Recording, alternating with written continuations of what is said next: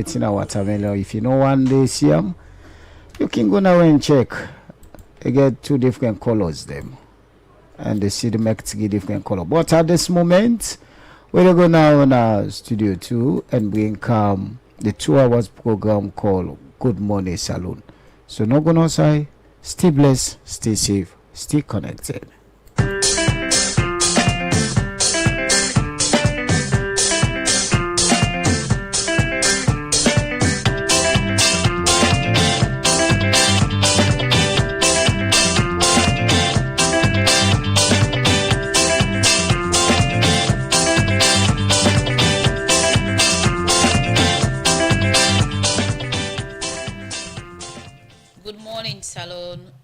Freetown, and good morning to we listener them where they tune in from different parts of the country and outside Salon. Live from a New Englandville studio, we welcome you to another edition of the program Good Morning Salon for this week, where they come to you from the Society for Radio Democracy 98.1 FM. Today na Thursday, May 28, 2026. And we're glad for bringing this edition come to you this morning. We will bring this edition of the program this Thursday morning. Me Nasaptiyo Kalon. And Adeyemi Jackson, good morning.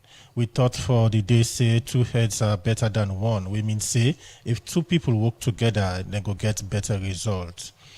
And this is not the main issue them. We they look inside the edition of the program, the Good Morning Salon. According to the manager for Public Health Laboratory in the National Public Health Agency, Doris Harden, the biofire equipment them where they don't get go make them able for identify and trace the new Ebola virus. The president in Liberia, Joseph Boakai, don't assure people in Liberia say the 86-kilometer road where Pabifort they make now from Vonjama to Medekoma go tap the kind challenge where they get, whether they face for this road. And today inside the program, we go talk to the Minister of Internal Affairs, retired AIG Maureen Lengo. We go talk about the state of security in the country and other things them where don't they happen at the ministry. And inside the program also you get we live on www.radiodemocracy.sl and from we partner radio station them. You dey listen me live from Radio Democracy 98.1 FM na Freetown, Radio Shalom 89.5 na Koinadugu and Falaba District, Radio Malen 88.5, Radio 1J 11.3 na Pujon District, Radio Kolente 90.0 na Cambia, Radio Moi 105.5 na Kailau, Vopad Radio na Watalo, Voice of Sando on 95.7 na Kono District, Voice of Karine na Kamakwe on 98.0, Voice of Masoro na Pujon District, Advocacy Radio na Potloko District, Radio Katbami on 106.7 na Tonko Limba, Art FM on 95.9 na Moyamba District, and Tongo Radio on 107.5 FM. Program na Good Morning Salon. You can also ask question or make your comment. Also, you will send a WhatsApp message on 0779819181, or you send your message now we get you Democracy Facebook page. You also get the chance for be part of the program through we Radio Democracy YouTube channel. Inside the program Good Morning Salon, they start for look at issue and we take the first one. The president na Liberia, Joseph Boakai, don't assure people na Liberia say the 86-kilometer road where public forts they make now go help tap the kind challenge where they get for use this road. It talk this way if they turn dirty over for make the 86-kilometer road we get for connect Liberia and other parts them na Salon. For more on this issue, let we listen to Cheno Jalo. I want to thank in particular President Bio when he called me one day and said, "My brother, we have a company here in Sierra Leone that is building roads that could work with you." That call connected us to Alemo. The president na Liberia, Joseph Boakai, they appreciate President Bio for recommend Pavifort, one road construction company, way based na Salon, for make the 86-kilometer highway, Vonjama, Mendikoma Road inside Liberia, with the link Liberia and Salon. This contract with the Liberia government give to a Sierra Leonean company shows say local business them na Salon on the grow and on they support the country economy, create job and improve the flow of the exchange rate na the country. When they talk before in turn Dotty Oba for make this road, President Boakai said the project cost about $85 million, and according to him, this road very important to the people in Liberia because in the connect Liberia to Salone, another country them, na the Mano River Union, and for him, he believes say Pavifort go do good work na this road. Our people have suffered for the lack of road. Today we are here to build the break ground for road. And to know that this is a road built by someone who will be the user of this road, that he cannot afford to give us anything less than the best because he will be a beneficiary of this road. When himself they talk, the chief executive officer for Pavifort, Ali Mubari, say them na Pavifort glad for this contract and promise say they go do good work na this road. The availability of good roads will connect communities, facilitate trade, enhance safety, and eventually improve the quality of life for citizens. For us as a company to be entrusted with this project underscores your government confidence in our expertise and our unwavering dedication to delivering this project that meet and exceed expectation. Your Excellency, sir, we also acknowledge that this project comes with a responsibility to the public, the government, and the future generations. On behalf of our company, I want to assure that every kilometer of this road will reflect not just our technical capabilities, but also our dedication to durability, safety, and environmental stewardship. After the statement here, so another statement them from ministers of government in Liberia, the president, and serve the chief executive officer and other people, they officially turned Dotty Oba for the construction of this road. For the Society for Radio Democracy, me, Nacheng Nojalo, they report. The program now Good Morning Salone, and they come to you from the Society for Radio Democracy 98.1 FM. We still wait for the Minister of Internal Affairs for join we in the studio. As today we look at the state of security and other things that way done they happen now the country. Meanwhile, the program they continue. Inside the program we look at another issue. The Company Secretary for Climax Breed Foundation, Alhaji Sanusi Ba, say the different food item them where they go get to picking them at the Minty Magai School for the Blind, are part of the foundation mission for Give Back to Society. I'll be part of this engagement and put these reports together.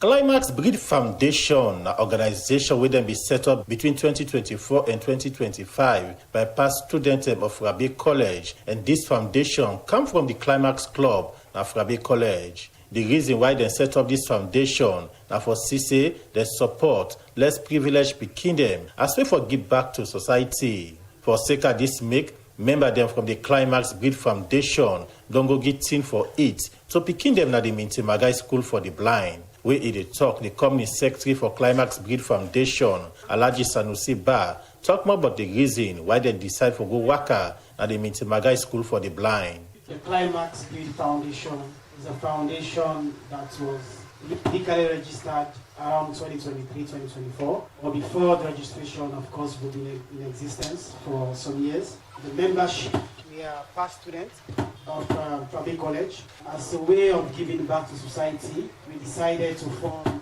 the Climax Breed Foundation. As one of our core aims and objectives is to give back to society. After hearing the principal in so many radio stations about the challenges the school is facing, so we thought it fit that we should render a helping hand to the school. But waiting at the different thing them, where they go get to picking them at the Minty Magai School for the Blind, the chairman for Climax Breed Foundation, David Williams, he explained. As you can see, for us here present, we've come along with oil, 5-gallon fork. We have 50 kilograms rice. We have 4 carton tin tomatoes. We have 2 bags onions. We have 3 Maggi seasoned cube a carton. We have 2 luncheon meat a carton, 2 carton sardine, 3 large cup mayonnaise, 100 packets water as in the sachet, 1 bag sugar, 1 bag powdered milk, and 1 carton principal team. Inside in your talk, the head teacher for the Mintimagai School for the Blind, Salu Itige, say this support come the right time with the school they celebrate 70 years and talk about the impact with the school don't make in society. Climax Beat Foundation have made their presence felt at the Milton Magai School for the Blind. Celebrating 70 years anniversary, you are not going to be out of that history any longer. You're going to be part of us and part of this community. Yes, the chairman said for the very first time he has stepped his foot on the grounds of the Milton Magai School for the Blind. This is a school that has gone on for 70 years and has provided a lot of education to many students. If you're hearing people like Attila, Freddie Kamara, the Emma Parkers, and a lot of others, all of these people came through this school, these buildings. We have tried and worked hard as a school, despite all challenges, to pursue and put those challenges behind our back. And that's why you see the children today smiling, happy. As you're mentioning the item, as a boarding school, we always need these items. The head teacher for the Mintimagai School for the Blind, Salu Itige, and for assure member them that the Climax Breed Foundation say they go use the different food item them where they don't go give to the school as way for improve their well-being and their livelihood condition for the Society for Radio Democracy. Adeyemi Jackson, the report. The program Good Morning Salon continue from that issue. They continue to look at more issue, and now they take another one. Also, the program officer for Prevention First Initiative, Salmado Bengme was say one challenge we got picking them they get where they can see them period now the better wash facility where not in some of the school where they picking them they attend and also then community where then they talk this inside interview with Radio Democracy where they talk about the World Menstrual Hygiene Day when at the May 28th. Well, he talk more to reporter Master Swaye. This day is it's a worldly commemoration of menstrual hygiene or menstruation or menstrual health. And this is because there's so many issues surrounding these topics. Everybody during this 10 years will increase advocacy, increase awareness, increase education. So at least for targeted challenges there when it comes to menstruation. All right, so what are the importance of this day? One, education, with the increase awareness and education. So they go to different places there, they educate people there and tell them about menstruation, tell them about menstrual hygiene. Why? Because they don't go find picking day the same period. They never know what's in that period, it go make for it, it go feel for even talk, it go feel they can buy it, don't do, it go shame by people, but if she's educated, then it go able own up to that day and know how to take care of it. All right, so what's not some of the misconception them we people only get about menstruation? Okay, so for one, they talk say this whole menstruation thing not taboo, you shouldn't talk about this, nothing we for discuss on our homes. If you want to talk about menstruation inside secret or not to me to you, which is not supposed to be the case, because menstruation are like a healthy thing until that happens to all women. So if I for make embrace them because it's nothing to be shy about, it's nothing to make it a taboo for openly speak about them because it's something that's happened to everybody. Another thing back and this blood so they can say the blood unclean, the blood this, the blood that. It's not just the ordinary blood. It just can't be seen. It gets other affecting the para. So there's no need for the blood unclean or anything. Another issue another misconception people get is that when they see your period, for waiting, for do certain things, for take part in sports, for touch person, for touch food, for they get like so many of those ones where they can see how accessible menstrual products and for girl picking them more with the school. Okay, so for girl picking where they go school for within Freetown and within Freetown, they get different shop there, different stores there in upstate, don't markets to the same pattern. So basically, I can say then gets pad all around. So the access is better, it's good. Okay, but other areas like rural areas, like the suburb areas, to come in some people picking an inside village, So imagine the village from the south side the shop the way they sell the period, the menstrual pad, they're not able to access them. So accessibility is one thing, and also back affordability, because majority of people are now they switch to pieces because the pad in price they increase every year. So that makes some man they lead to waiting for use pad pieces way it's okay, but if you don't know how to go about it, it can lead you to a greater risk when infection and long-term infertility. Then back the type of pad back where they use, because there could be people that can sell pad that is country so pad where you don't use and say if they find out say the plastic on top they begin cherry. So the quality of the products back is another thing we have to consider. So that means the one they want like good quality now, they're expensive. The one on a poor quality them cheap. Alright, so what's some of the challenge them where women they face regarding menstruation? Number one, access and affordability. Then they will get the pad, the size of them get the pad, the fire. They don't get money for get the pad is expensive. So that's one challenge. Another challenge is education. Not all man have to take care of yourself during the period. Not all man will say if you change the pad frequently. Not all man will say if you clean yourself, Not all man know about the infections. Not all man know about the risk then. So education. Not all even all man know how menstruation they happen. Because I believe that as woman, if you know nothing happens inside your body. So that stigmatization then another challenge we people in they face when it comes to menstruation.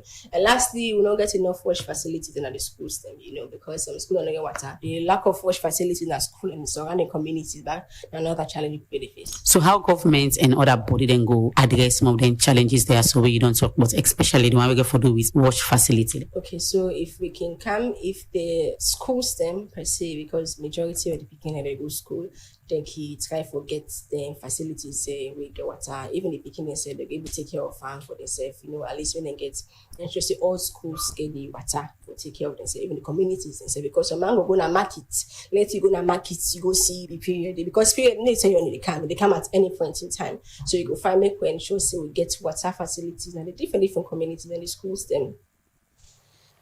Inside our interview day, you will listen to the Program Officer for Prevention First Initiative, Salma Benewa, where we talk to Master for Sika, the World Menstrual Hygiene Day when until May 28th. And according to them, it's a plenty school picking them.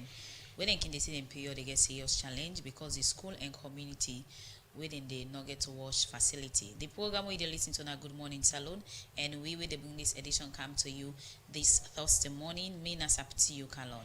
And Adeyemi Jackson, the program now Good Morning Salon, they come to you live from the Society for Radio Democracy 98.1 FM. You can be part of the program by way you go send message to the number 077-981-981 or go navigate the Democracy Facebook page and also YouTube page. Also, you go drop your comment or question on the issue we will discuss inside the program today, as we still expect the Minister of Internal Affairs, AIG retired Maureen Lengo, for joining at the studio. As today we look at the state of security in the country and other things that we don't happen at the ministry. The program they continue, and inside the program we take one power headlines to read. The manager for public health laboratory at the National Public Health Agency, Doris Hardin, say the biofire equipment them way they don't get go make them able to identify and trace the new Ebola virus na Salon. Doris Hardin talk this inside the every week press briefing where the Ministry of Information and Civic Education all for updates the public, but the preparation for tap the Ebola virus not for calm na the country. Jaffa Mans Davis get more in gonna report. The new but the recent Ebola outbreak inside Africa now we don't bring plenty concern to different governments them on how therefore prepare for make sure say this sick not come na them country and kill people them. This now one way Salon government don't they make different move for make sure say even we neighbor country they know they get them. The sick not reach na Salon for the second term. Now for sake of this, make the Ministry of Information and Civic Education engage people in the health sector for explain waiting, don't they go on and the work where they do. The Executive Director for the National Public Health Agency, Professor Fodesa, be start first for explain about the situation of the country and this sick year. Sierra Leone currently is Ebola free and the country itself, WHO class as low risk. But I want the Sierra Leone people that know that this particular strain will be deal with a very rare. Currently, no vaccine for them. So as a country, what we don't do? One, we don't increase we alert level to level 2.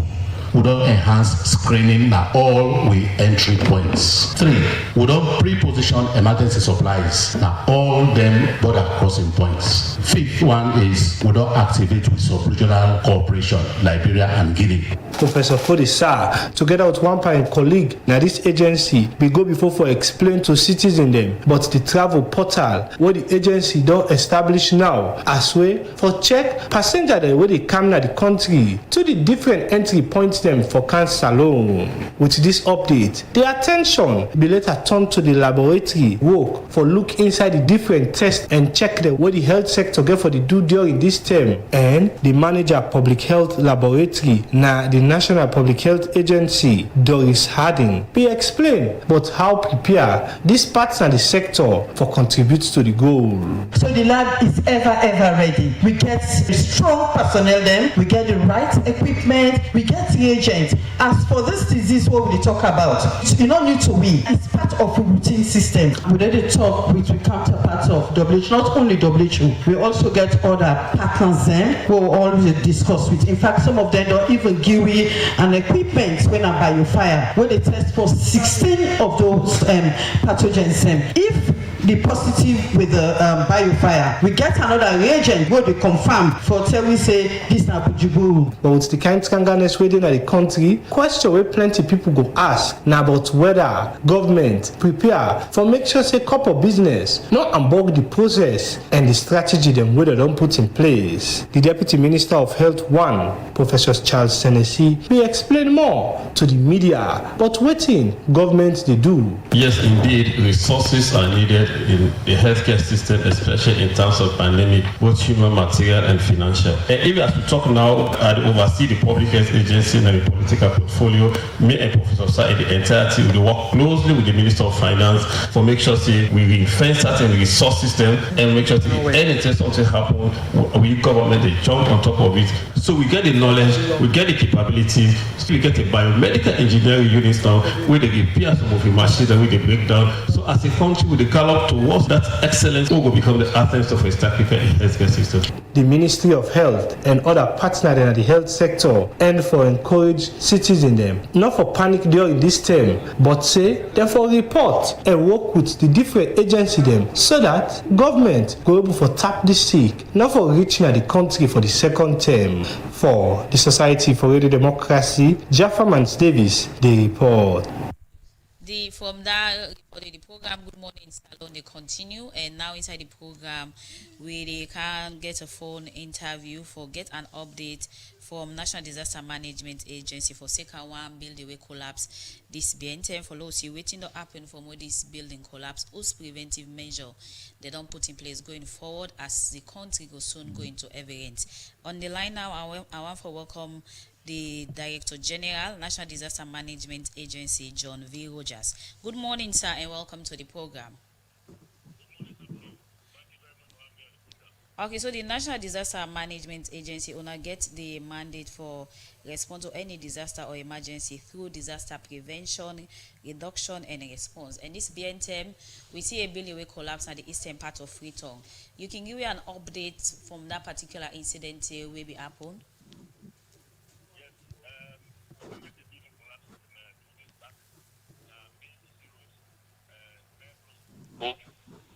This will be a building will be under construction.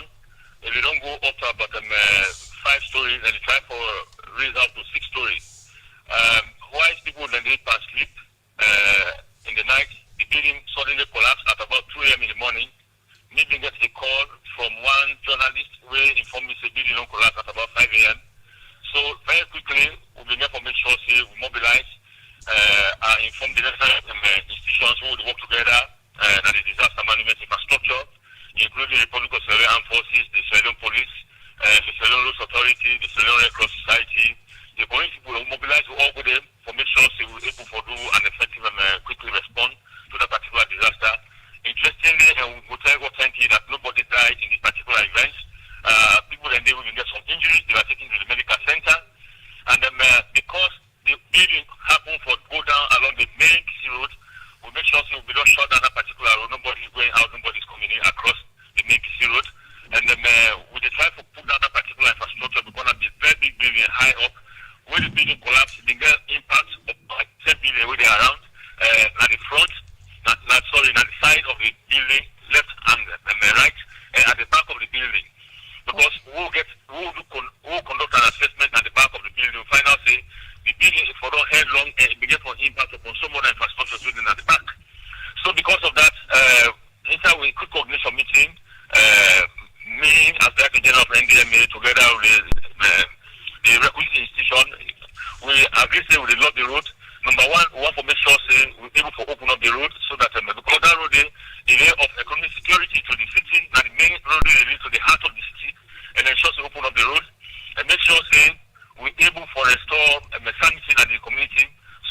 them able to get movement and make sure they able to go back to their normal life. Okay, So as we speak, that operation they go on will be needed for the whole of yesterday and the whole of the first study, and we will continue today with that particular operation.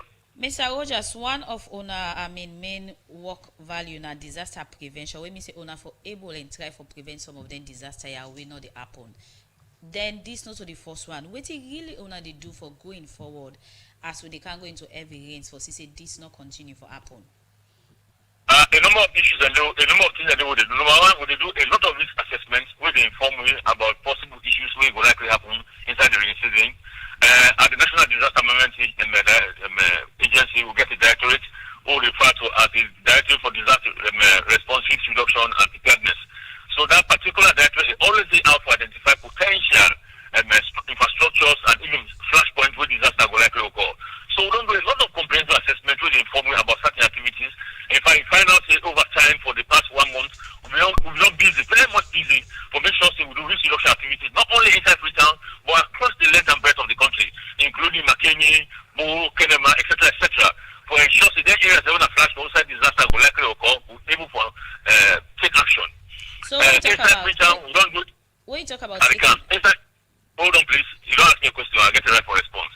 Inside Freetown, they do a lot of sensitization. They do community engagement for make sure we inform people about the potential things that they do and things not for be done in this particular season. And as we move ahead, we ensure that areas where the potential will likely cause disaster, we move for engaged communities. This particular infrastructure will fall.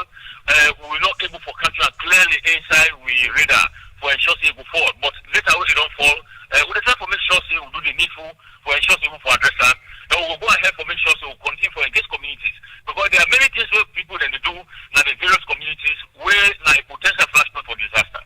Okay, Mr. Rogers, you talk about risk assessment. When we say we don't do an assessment to prevent some of the risk here. And also we also we do I mark certain building them we no say na future risk. Whose action really take? Let not just be say go around, let the public so but we have the necessary action needed not take them.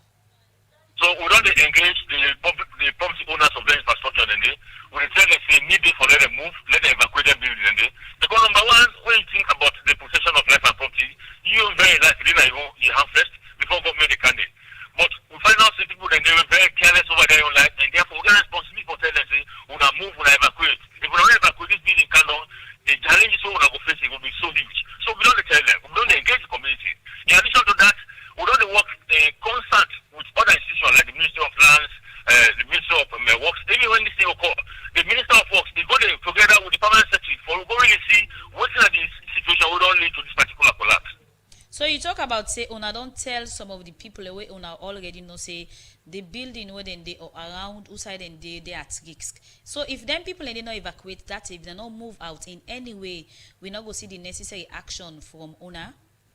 So the actions are coming. We don't tell you say, I don't tell you say, we tell them for them evacuate. So they don't evacuate, we invoke actions. We make sure say we tell them for them come out. They will come out. If they don't come out of that building, the action will be taking place. But most time we can see people only they come out where the building don't collapse, it don't cause a lot of damage. Now that kind come out where they try to talk about. No, not that. In fact, we don't get inside with that people that come out after some time the building collapse. There was a time a year back. I don't make it closer and wash. There was a building we find out in a high risk building, we do assessment. We say people say they come out. They were resistant to go out. But after when we insist we put food down when they come out, in 3 hours the building come down. Imagine if we don't put that proactive action. Already this collapse building, one of the reasons where una state say make the buildings collapse and low standard of building material.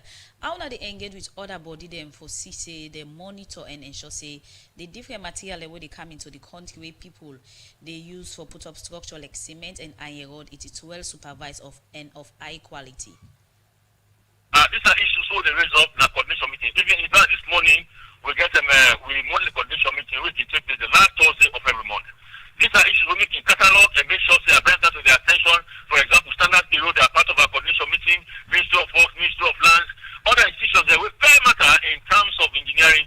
The Survey Institute of Engineering, they are also part of it. We don't do several assessments to them, we don't take action together with them on that kind of situation where they arise. So going forward, more rains get for coming in every way. When are the response mechanism the owner don't put in place for prevent, not a way building don't collapse, or not take people go give them tarpaulin, care them go hospital. Whose measure don't put in place for able to prevent future disaster? So practical from the policy side stuff in terms of the assessment of the conduct, who they conduct, and then assessment report, we therefore take informed action on them. We therefore make sure say the other institution will matter. We therefore make sure to work together with them. We say need day for let people them come out, let them go to the family members and go inhabit for the time being until the decision comes to an end. We don't take their action, that kind of action, and we still continue to make sure say we sensitize as this one and a major potential challenge for make sure say we talk to the public, for tell them clearly what are the challenges we are ahead. This one is for challenging. We don't get the weather focus from agreement and from ACMAD and from the World Meteorological Organization where this make agency be there for QE.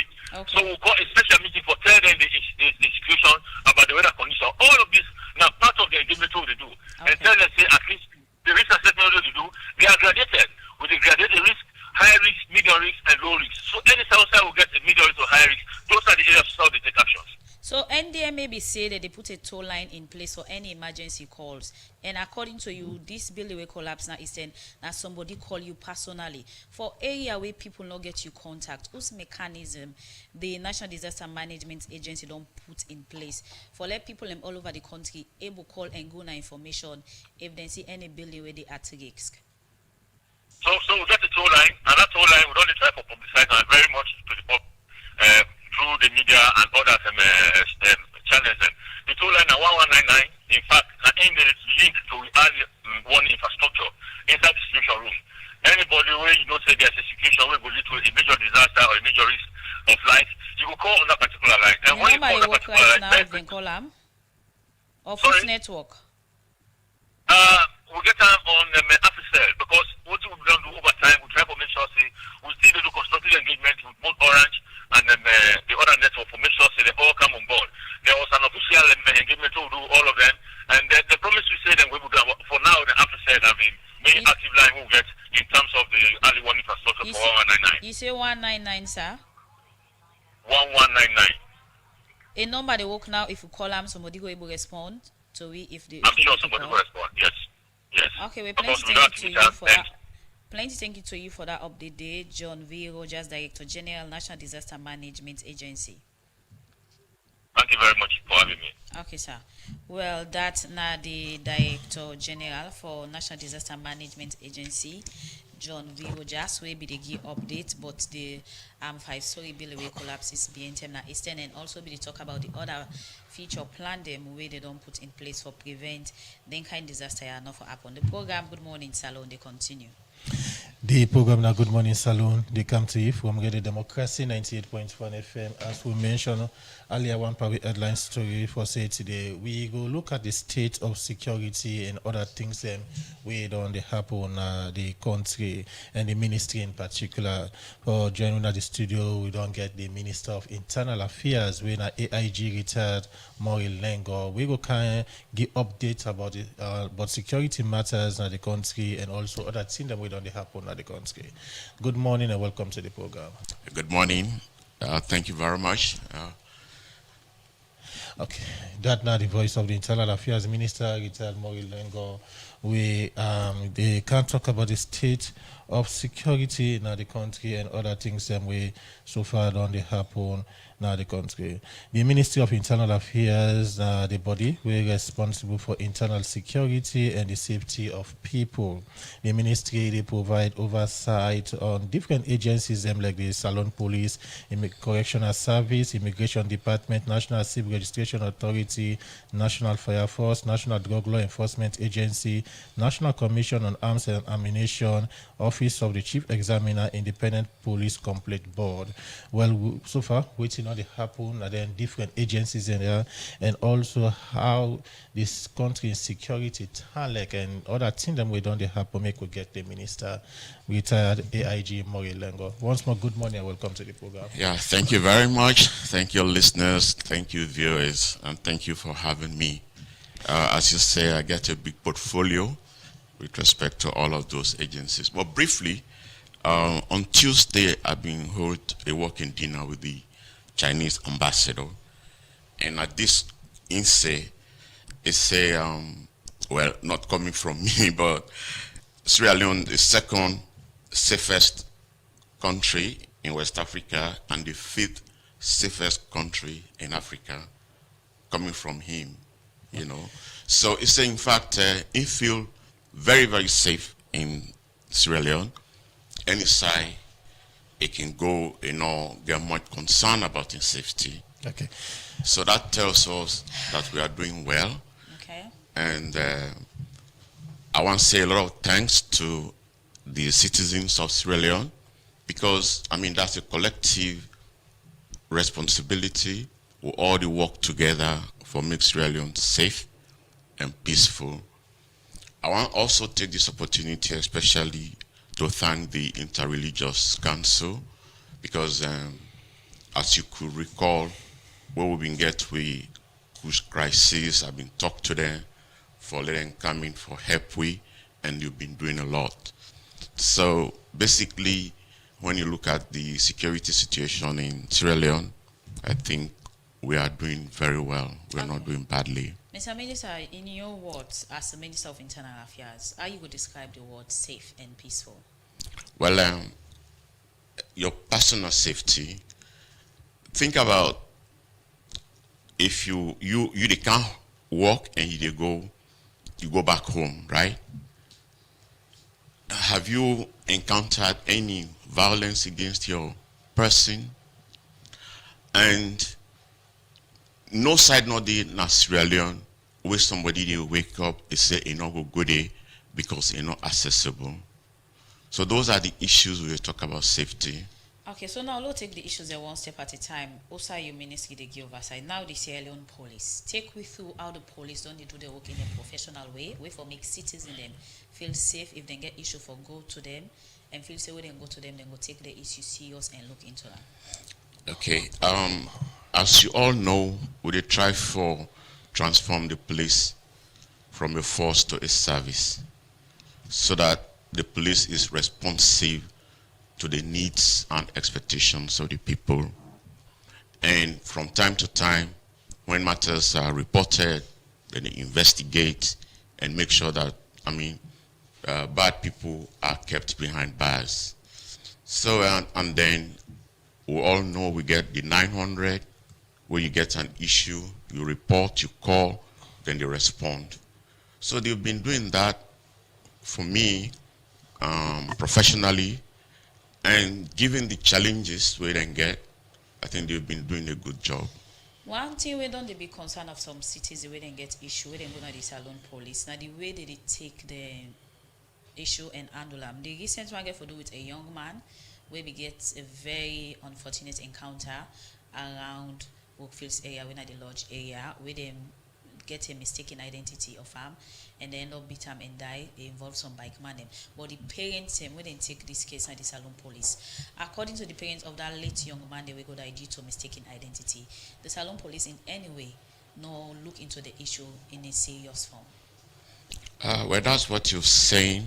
That's I don't know whether the parents them, because we do this story, we cover them in a consistent way, where we make them the call on the Salon police for make sure say then take them picking issue serious one with a loss in life due to mistaken identity. Okay, did you contact the police for their own? We the story contact the police, but according to them, then they investigate. But these are the call of the parents of the young man. Okay, well, I promise I'll look into that issue. So how you would describe such situation? If a parent go to a police, we for look into a situation, we not the responsibility, but at the end of the day, they not get the expected response from them. Well, if that is what happened, I'm not saying that happened really. It's it's unprofessional, but we have a way of dealing with it, because we get the complaint and discipline department where they look at that, and then of course we also get the independent police complaint board. We can look into such police behavior. Okay, Mr. Minister, earlier on you described the police say that they do well. In your words, you say that they do good. Let me look at the parameter we use for describe the police say they are doing good job. At night, where one of they sleep, or a lot of people they sleep, then they're out there in the streets, then get checkpoints, then they make sure that bad people know, travel across and harm anybody. They make sure that people where they carry like weapons or drugs are seized. So these are some of the things that they do for let them make us safe, and we really appreciate them. Okay. I mean, when you look at what is happening in other countries in terms of violence, in terms of street crime, robbery, I can recall since August last year when we had those unfortunate incidents now, Bo and Kenema, I don't think we don't really get any reported case of armed robbery since then. Okay. This is because the police don't engage the community, and then they work with the community for make them communities safe. You talk about the checkpoints them where the police then can put up at night for ensure say that they do proper checking or monitor people, their movement now the city and across the country. So Minister, you don't monitor then checkpoints and they foresee waiting to happen there? Yeah, once in a while, myself can go at night. I can sit there and then they walk.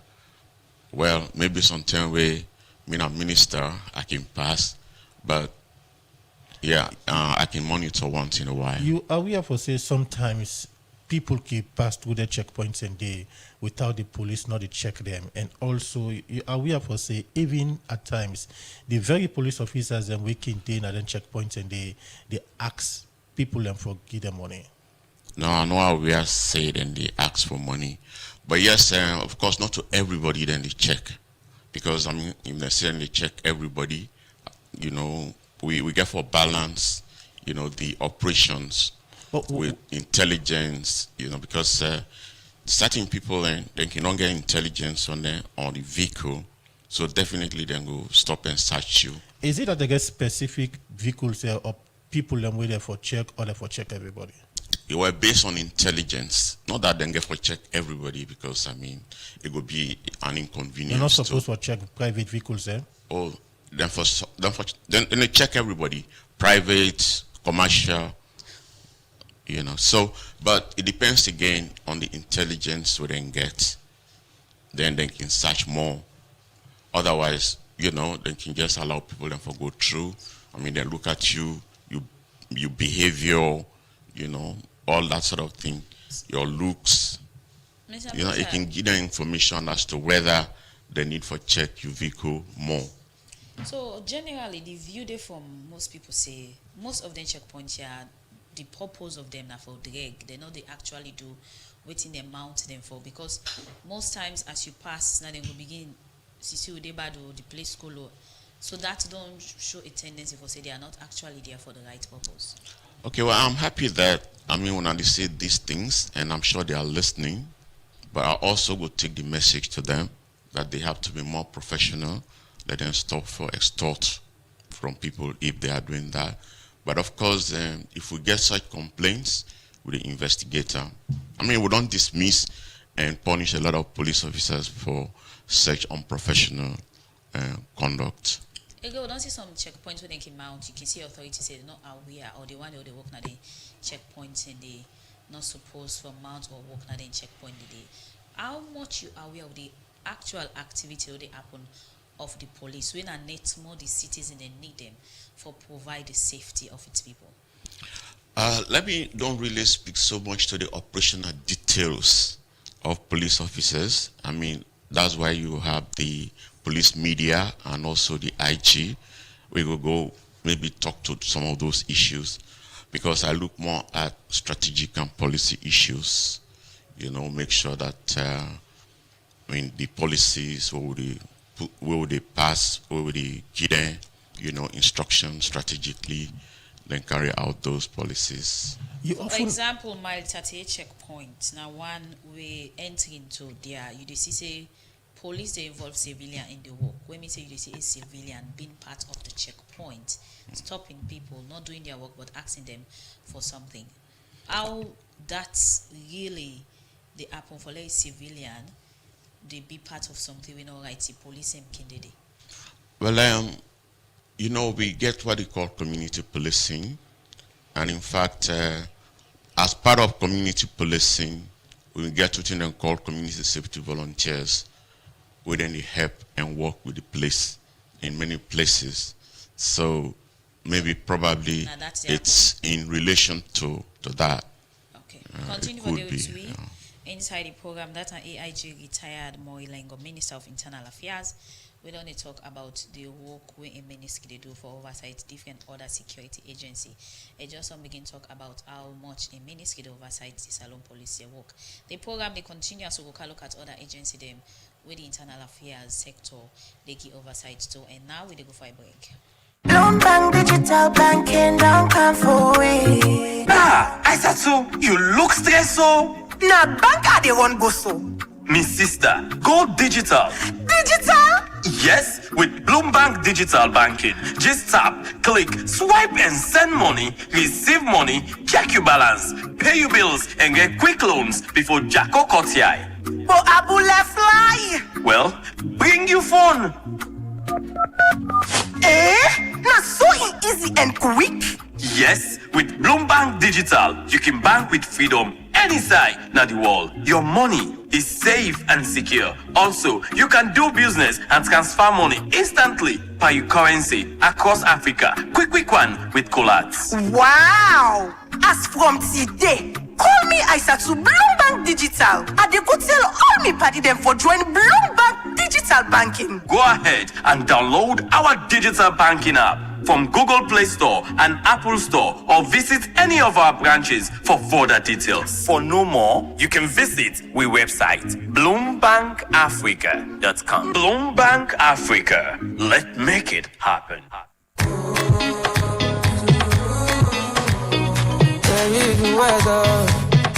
You bland taste ice cream and you not feel like an ice cream? No worry again, because Blue Moon ice cream don't come for you. Blue Moon ice cream na salon that they make up, and you get different flavor them like chocolate, vanilla, strawberry, almond, bubblegum, plain yogurt, chocobar, ice pop, and different other flavor them. It's available in all supermarkets, and we shop there in Sanders Street, Wellington Street, Wilkinson Road, and Waterloo. Self, we work man at the worker with the push cart they sell. Now salon the factory day when they make this ice cream here. So get better taste with Blue Moon ice cream. It's refreshing and they give you more satisfaction. For more information, you can call we on 077-633-633. Blue Moon ice cream, the taste of happiness.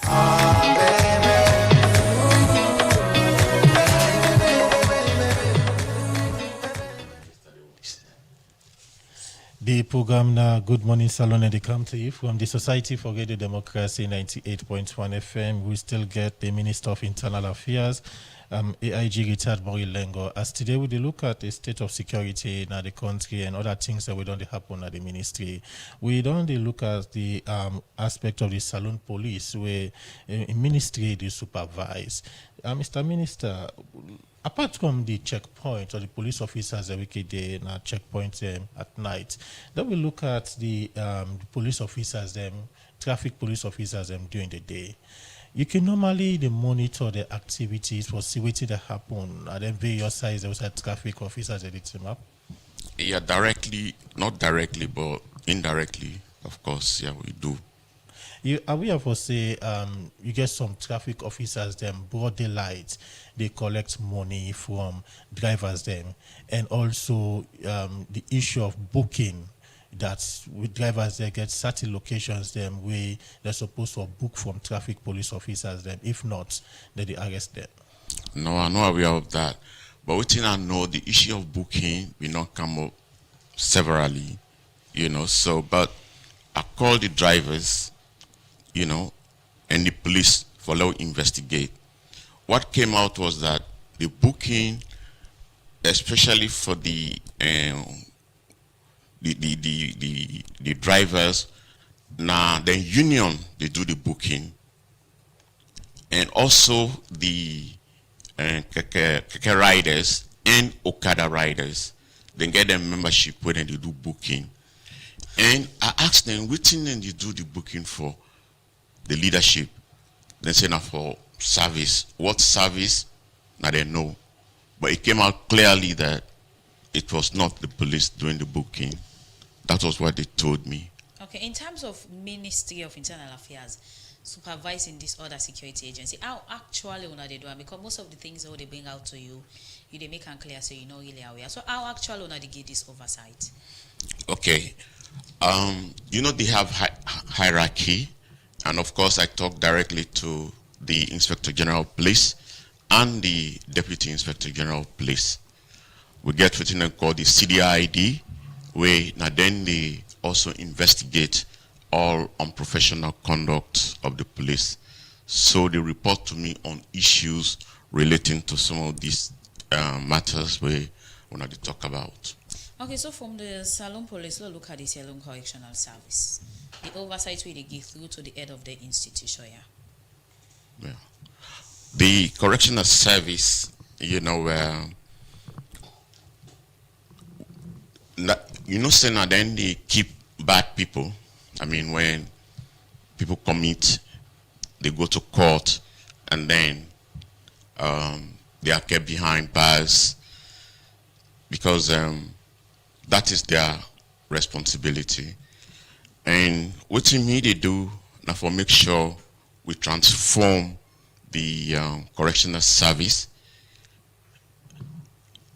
from, before now more incarceration, but now we make sure they get skills, when they, and then we try to introduce what we call earning scheme.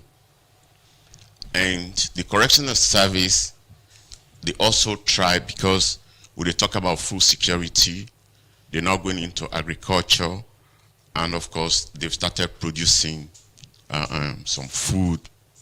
They do a lot of craft, train people on handcraft and carpentry, etc., etc. So in terms of your ministry, you get a key role for play in terms of policy implementation, for ensure say you oversee or supervise the other security agency. Take a listen and view them through that particular aspect. We know some of the policy reform them, where the ministry don't how it for ensure say the different security agency them get them right in terms of professionalism, sincerity, and always do the work, according to what is expected of them. Like where I talk about the police, we say we transform them into a service, right? So one, we do training, and we make sure that they get what it takes for let them deliver service. Take also the immigration department. One of the things where, as a policy decision, now for decentralize the service of immigration service. We don't do that in Kenema, with the Duan McKinney, with Gifford Duan Abo, so that people actually now get their passports issued in those communities. They don't have to come to Freetown because they have a lot of challenges. The road hazards, etc., etc. So these are some of the policies, decentralization, and also for them to become a service, because we say now they are a department, but they are transforming into a service. Let me look at the aspect of the immigration office.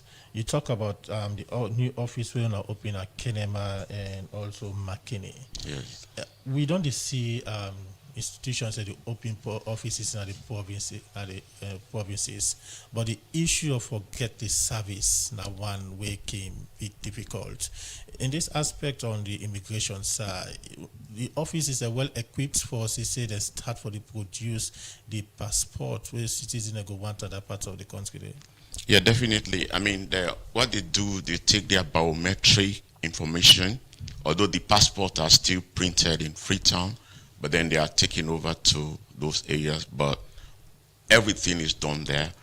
And not only passports, but also other immigration services such as ETC, Emergency Travel Certificate, and also resident permits. They are all now issued in those localities. You don't have to come to Freetown. And we also try for do the same for the UK and also for US. So that people in UK then can, you know, get them immigration services So, Mr. Minister, is there in those countries. Will not ever get any policy, direction, or strategy for ensuring the different security agencies, the way they supervise, work in line with them? So things the way people can point them for say they do wrong. For example, the immigration, we don't see many times where Salon passport they didn't have people and we know to actually Sierra Leonean. We know some of the policy or strategy the way you don't try for introduce. So the agency go work on it and for improve some of the wrong same thing they be we make they get bad name in terms of credibility and integrity. Yeah, so like especially for Sierra Leone passport, one of the things we don't put in place and we would monitor for make sure that everybody where they access the passport get what they call the national ID cards or the name, national identity number, where if it be sort of compulsory for you to be able to access passport, because that 90. Now policy with in place actually? Yes, it is in place. Is it working? It is working, yes. But you know, sometimes people also, because of fraud, you know, then can conspire with other people for let them fraudulently obtain those passports. But then, of course, if that happens and then you are caught, you are dealt with according to law. Again, on this, your offices are going to open at McKinney and Kenema. Let's look at how this could help in the registration of foreign nationals. Yep. You know, in those places also, especially, you know, those are mining communities and people that know when they live there, they now can easily come to those offices for let them register. And not only that, you know, they're also living around border communities and you can get foreigners. So my appeal to them was that if anybody they were a foreigner where they live in those communities, they should encourage them to register properly so that we know who they are. Yes, Minister, you are aware of the issue of Malians them where they enter the country through Falaba. What do you make up of that? You mean those where then they come with those cattle? Where they enter through the country Falaba illegally. Some they come with cattle, some they not, some they come for stay as well. Yeah, so the one they can come for stay now then will they say then get for register because you know they are part of the West African, you know, citizens, and we get this free movement of people when they come in and out of, you know, with countries, but we make sure that whenever they come, they are identified and we register them. What about the one them where they come with cattle and some they come without even permission? Then they get permission for Canada country, but they come. Well, those are a little bit of a problem, really, but we work on them. How not they work on that? Because we still they see that they come to the country and they come for stay and do other things, activities. So how soon I go work on them? Very soon.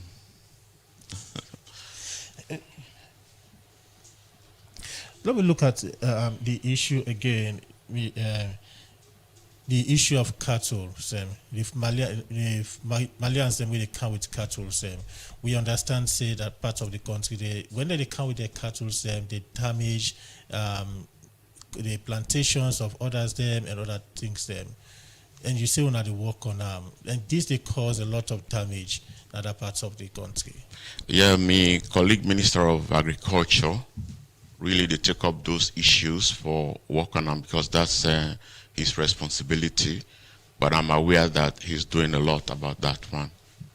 Okay, continue further with inside the program in case you just tune in. You listen to the Minister of Internal Affairs, AIG retired Moilengo. We don't give update, but the different ministry but the other security agency they were a ministry they supervise. They don't talk on the Salon Police, Salon Correctional Service, and they talk on the Immigration Department. So come back, it will talk on area them like National Fire Force.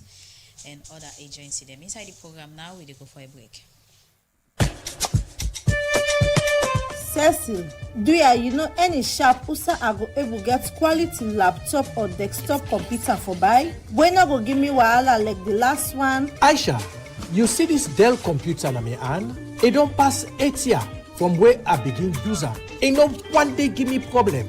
Na Palestino International in shop, na 5 and 6 Gloucester Street, na they a buyer. Not to copyright Palestino they sell, na original. You see this me plasma TV, this Samsung home theater, me standing fan and mobile phone. Every day when you see them, it's like a new one. They don't pass 8 years na me hand. Palestino don't open Palestino International Computer Shop, na 3 Bojon Street Bow. Also you they get all kind computer for buy. For more, just call 076 56 5432 077 80 5898.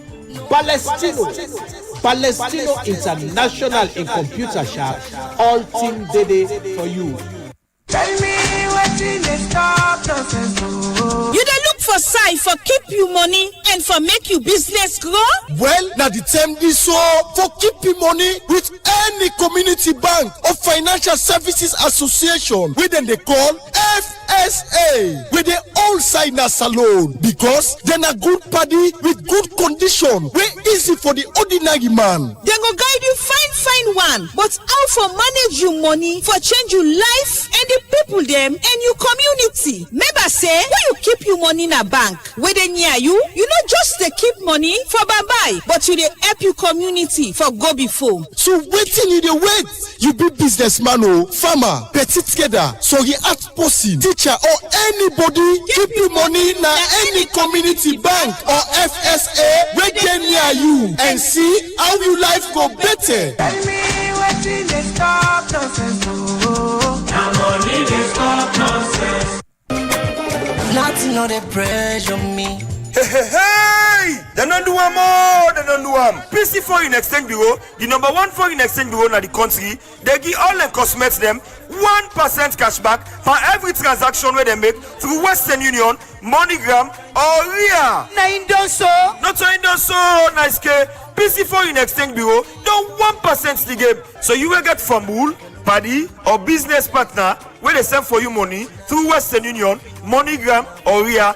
Run go now any PC and Son shop where they all about the country. For you where they free tongue, PC and Son shop they now 16 Godrich Road Lumley, 59 Wellington Street, 31 Guard Street, 19 Fobe Road, 10 and 53 Sanya Bacha Street, 32A Wilkinson Road, 9 Couture Road, and 24 City Road Porty. For Waterloo Famulem, within a 9A Liverpool Street, Waterloo. For Famulem where they upline, within a 76 Sky Corridor Road Corner, within a 5 Palmer Street Kabbalah, 54 Dambala Road Bow, within a number 4 Denby Street Kenema, 39 Robane Road Makeni, 137 Airport Ferry Road Lunge, Lagos Compound Kailaun, and 35 IDA Road, Gambia. Tell your neighbor say, PC Foreign Exchange Bureau, the 1% the game.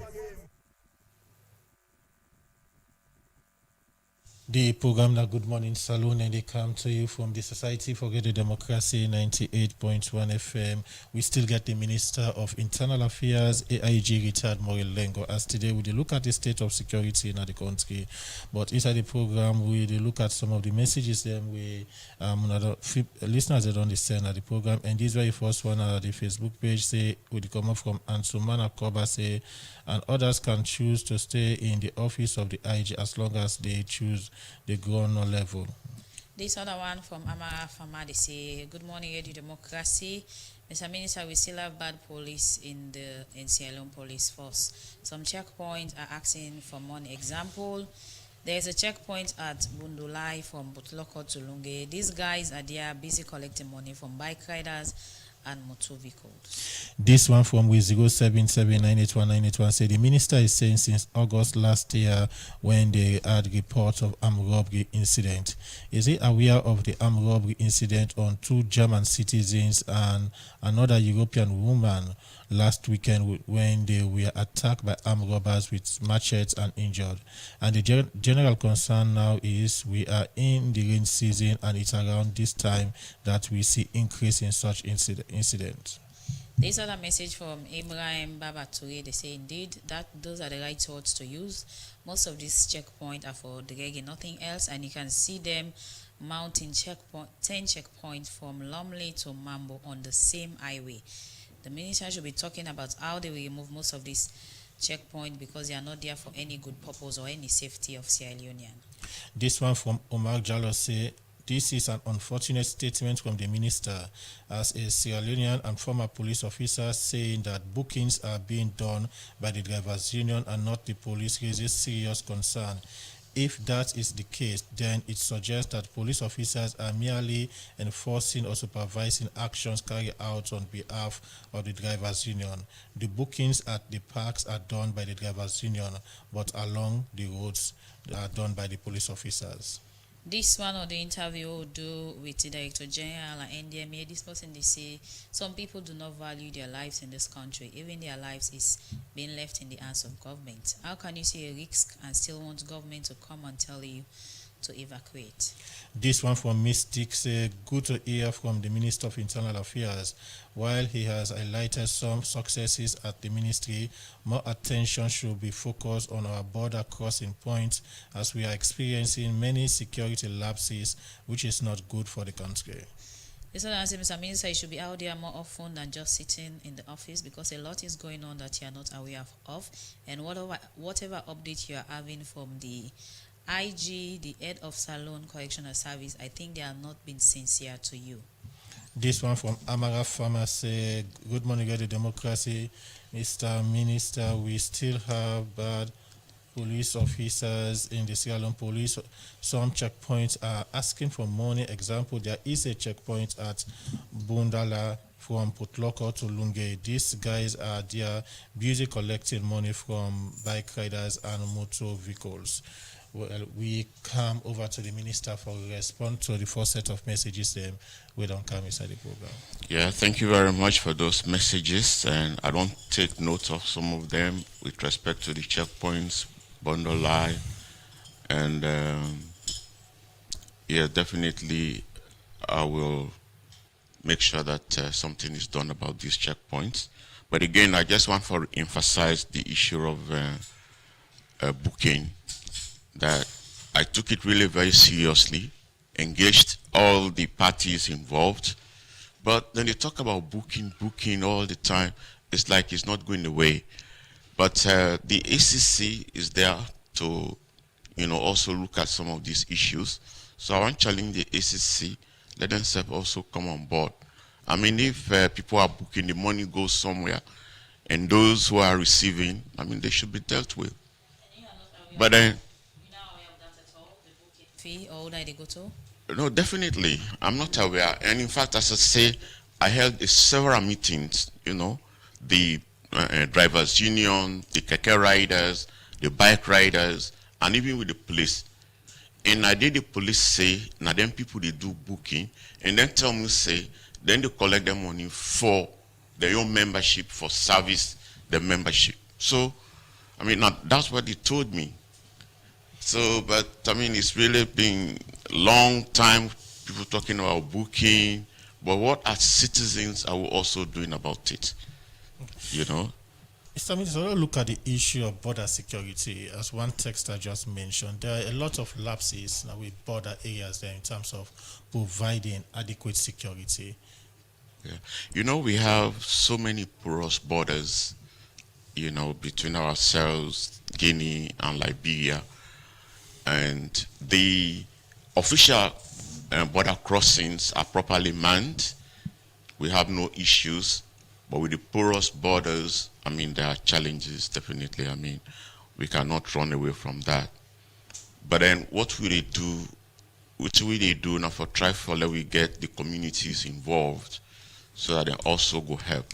So we have projects with the border communities, the UN and IOM and others are helping us so that we'll take care of those issues. I want to take you a bit back to the Texas, there is serious concern. Somebody talk about foreign nationals being attacked. If you really are aware. Yes, it says some Germans. I don't know them, but I'm not really aware of that. Because I get reports, daily incident reports. I never received this report, so I will try to go back look into it. So the daily incident report, who did they come out from? Who did they give? Is it the head of the security agencies? The Deputy Inspector General Police. Okay. Because they collect it from all over the country, from all the AIGs and LUCs, and then that is forwarded to me. So I look at it. If there are issues, I call them and they will try to address them. But I never received this. You are more on oversight and policy. What sort of mechanism or strategy you get in place for, say, whatever they tell you each day or weekly, you find your way of trying to know the actual thing? Because for most of the things they don't bring out to it, clear say, the one that they give you the daily report on the different security agency, not don't be kind of sincere to you. Well, I'm not going to say they're not sincere. Probably themselves not receive the report from the LUCs. I mean, it happens. Maybe once they not report that, we come to them. But then the issue of how myself for ensure that I cross-check this, it's part of my strategic plan. I'm working on that because I want to have direct community involvement and relationship. So I'll be setting up community, local community volunteers for work with them directly. Continue for those inside the program. AIG retired Maureen Lengo, Minister of Internal Affairs. We'll come back to you. We'll talk about National Civil Registration, the Fire Force, and National Drug Law Enforcement Agency. Inside the program now, we go for a music break.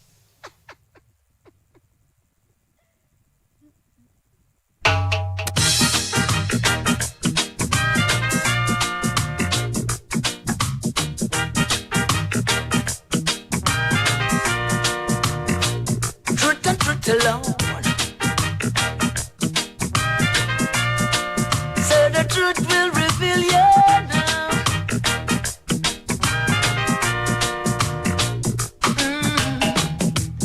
You see their faces, but you never know their thoughts. Every baby knows that talk is cheap, so cheap. You see their actions, but you never know their reactions. Time and time alone will prove the story, and every eyes will see. Truth will reveal, the truth will reveal. Things that are hidden, I said the things that them hide deep down inside. Truth will reveal, the truth will reveal what's in their hearts. What is in here, their hearts? Oh yeah. Say the truth alone. I said the truth will reveal you now. I said the truth will reveal.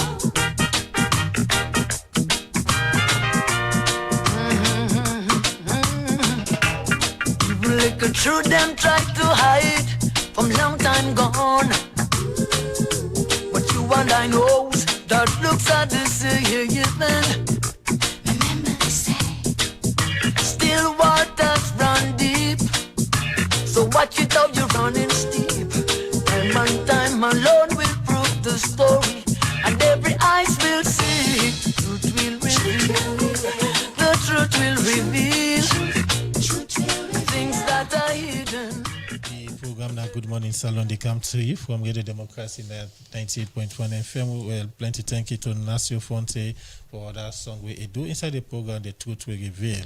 We still get the Minister of Internal Affairs, AIG retired Maureen Lengo, as today we look at the state of security in the country. Still on the border crossing point, you mentioned, say yes, on aware of the porous borders there. This is not a new thing. I remember back when we get you in the studio some time back, we still ask you similar question about the issue of border security, and you say, the work on that for CC, improve on the border security. Still on the issue of the Malians, them where they come to the country, Mr. Minister, are we have to say, as a result of the porous border, they take advantage for enter the country, and some of them Malians they as of now they reside or they live now, they bush them. No, I'm not aware of that. But then, as I say, what does this mean for the country insecurity? Because of recent, we they say Mali, they don't align Mali as a country, the act of terrorism where they happen there. We see Malians say they come to the country with no permission and they live in a certain areas. Them, what does it mean for the country insecurity? Well, it's a big concern, and definitely. But as I say, free movement of Africans, we get for balance. Those free movement, the protocols, etc. And then, of course, with the security. But if they really not a security threat, we can try to accommodate them because our people are also moving, from there to other. Like around this Falaba area. Okay. Well, we'll do some more investigation into that because. When I come, I'm not being prepared me with some of the questions then, so I get some more information, unfortunately. But then I'll go back and look in depth into those issues. So what you say about the state of we border them? If for a long time we don't the porous borders are many, what you don't do in terms of policy reform or introduction for minimize the porous borders we don't do because it cause a lot of security risks to the citizens of Salone. Yeah, I tell you, say with the involve the communities, the local communities, the chiefs and local people, so that they also look at some of those areas where we're not able to deploy, because as you know, we're not able to deploy security forces everywhere. So they are in the official crossing point, but then if anything happens, then they can go there. But then let me just say, with respect to immigration, they try for capacitate them. Now they don't get vehicles, we don't get bikes. So they'll also be assisting the other security agencies. Okay. Let's look at another area where you supervise the Sierra Leone Fire Force. As the Minister of Internal Affairs, supervising this agency and also come with policy or strategy then for improve the work. What you go say in that area there? Well, the fire service, one of the things then we don't do is we don't do a policy, and then we also don't do a draft bill. But then we are now doing national consultation so that then we'll be more efficient and effective. And recently, we don't buy a number of fire engines, I think 4. And then we also had 2 vehicles donated, and then we don't build some fire stations in the provinces, I think Patloko, Bonth, and we get for commission those, and then we equip them so that they will deliver efficient service. The improvement here we talk about now of as recent when? This year. Why would they say they get challenge of swift response from the Sierra Leone Fire Force? We're not in place. A fire that you call it takes time. Past you see community people take the situation into their own hand for begin put away the fire we go to happen in community. If all these are in place, why would not they see swift response from them? No, they do. But sometimes, they built up how Freetown day. It's not properly planned in some area. It's very challenging for access those areas. For let them go with them vehicle, and so they need them to go, they're not able to get access. But they do, and they are really doing a very difficult job. We therefore appreciate what they do, but the situation also, the traffic in Freetown, it's challenging. So the infrastructure or the building of the different branch of the Sierra Leone Fire Force key, when are the state of the world along Aberdeen? Yeah. Where we see now most old truck or fuel vehicle, it don't be like an hub for say vehicle within that area they will fuel, now they just go dump them. No, you're not gonna say now they dump them because some of the vehicles then when they out of service, you can't just remove them because government get a policy when an asset, it has to be reported and then of course directives are given for you to remove them. Otherwise, then go say something, you don't convert the vehicle. But then we are looking at that one. Even very recently, I engaged the chief fire officer. We are working to see how we can give some facelift to the fire service. But that particular branch in Aberdeen don't there for too long. If you drive along a walker, it's like an abandoned building. We're not serve its right purpose. I agree with you on that, but we're working on it. Mr. Minister, you mentioned earlier, say, not done by 4 fire engines. These 4 fire engines are for USAI? Well, not for Freetown, Port Loko, and also Bond and Maburoka. Mr. Minister, when you visit some of them fire stations, you go see more like na Freetown, you go see abandoned vehicles. Take you like the one at KC.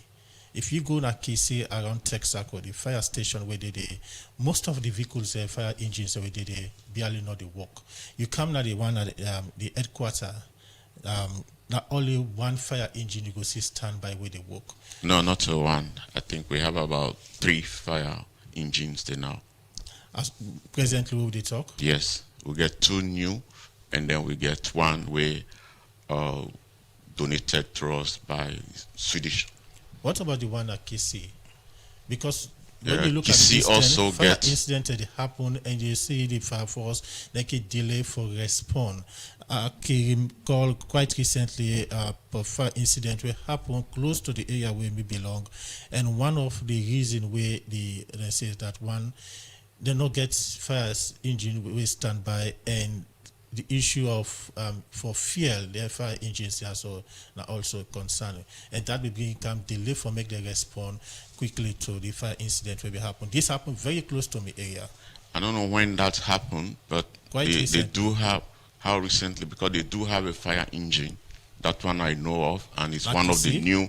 Yes. Texaco Junction. Yes, they have a new fire engine. Those vehicles where they see, and that have been said, they can't get rid of them because there are processes and procedure, and it takes some time for to get rid of those assets because they are government assets.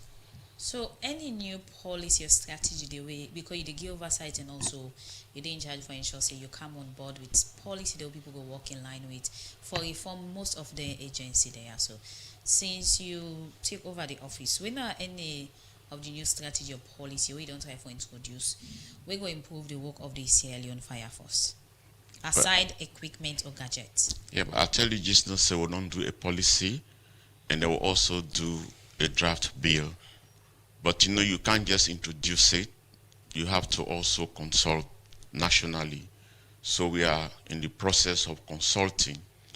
We don't start, but we have to do it in other parts of the country for it to be acceptable, you know, and also owned by the people. So in another words, there is no current policy where they work in line with, because this one they in consultation stage. Well, the old ones, they were them not they work with before, but you ask what me don't do, and that we don't now tell you what we don't do recently.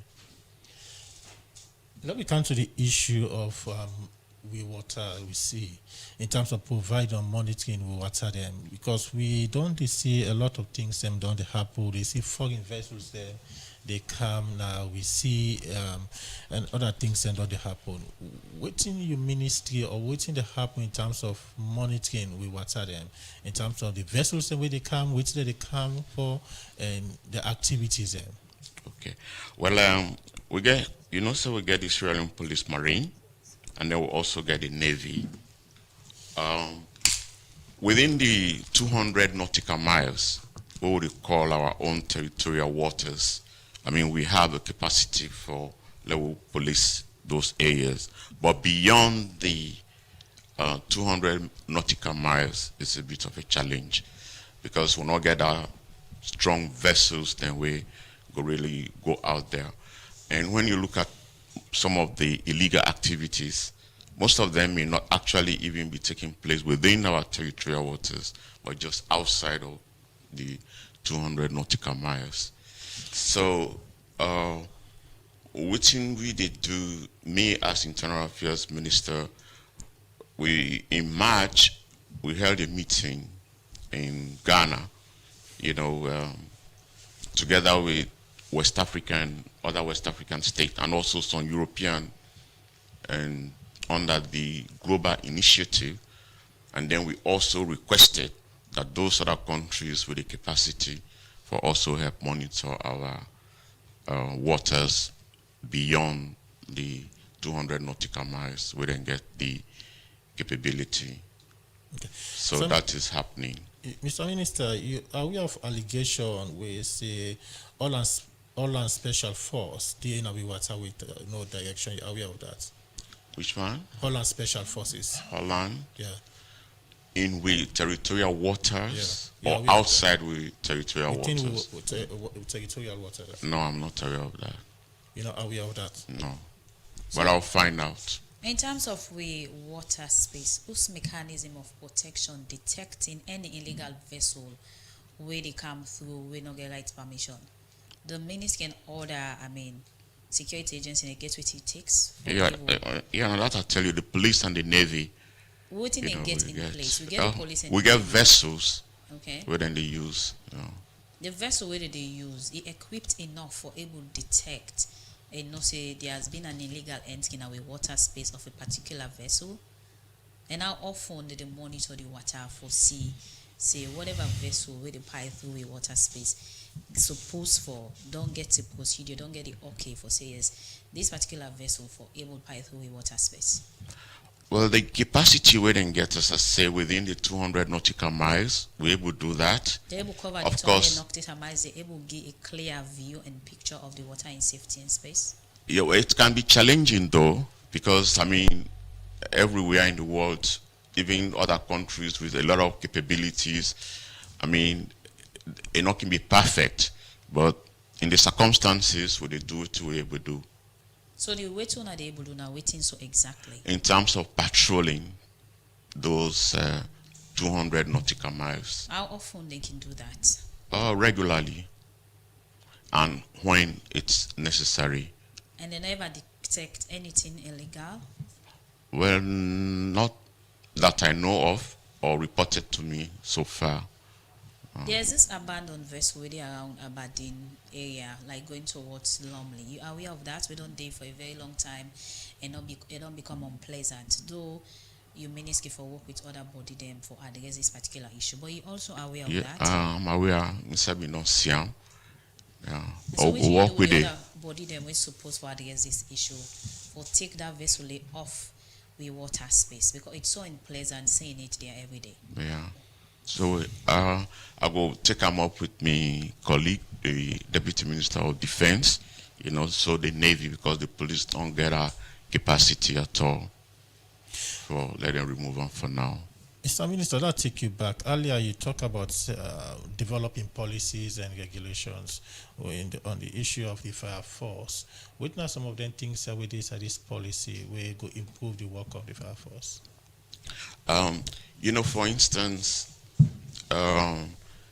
the fire service really educates people on fire safety, and people where then get offices, buildings, even household for really register so that we can able advise them and also provide safety mechanisms.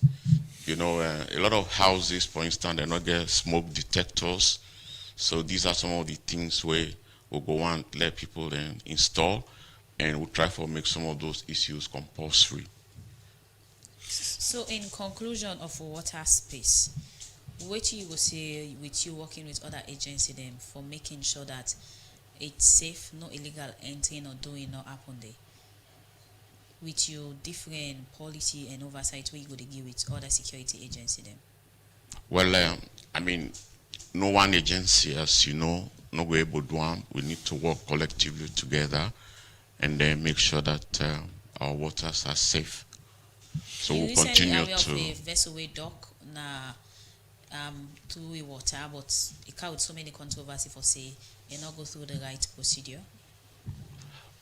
Well, those procedure, I mean, you have other agencies responsible for handling, shipments and vessels coming into the country. Okay. So if there is anything illegal, I mean, it's only when it is searched, and then, we find something illegal, but, contraband, but otherwise, normally, the police not can get involved in that one. Continue for the way inside the program, Minister of Internal Affairs, AIG, retired Moilengo. Inside the program now, time for listening to Walkabout. Another morning again, at the Thursday, at the Oya, at the anything where they say, not time for pray, now that thing God, you go put inch per people mind. At the go. But you say boy for the left the pantaya now. Other side they for pulling. But any way come for that business then that tell you to go for pulling mine. Ati popopa, we don't die for almost here. You still get on a mind. Must know it is that pa don't do go. Where she go up till now. No able pull on 9 chest. But by then they are, the talk now go away for the talk. Now for unite the country. Because you not get better tell me again. Now so you self get for go south for go down and you corner mine. But up till now you the pulling span different people. You know say them say you not father of democracy. But Alex say this behind them. You don't know father of inch. But anyway, now so the world they mine. Ati the officer, we say it's vision mine. I want to know if police constitution get power for let police officer see vision mine. I just remember if this vision where this police officer mean see, if na mean see pay party or other people.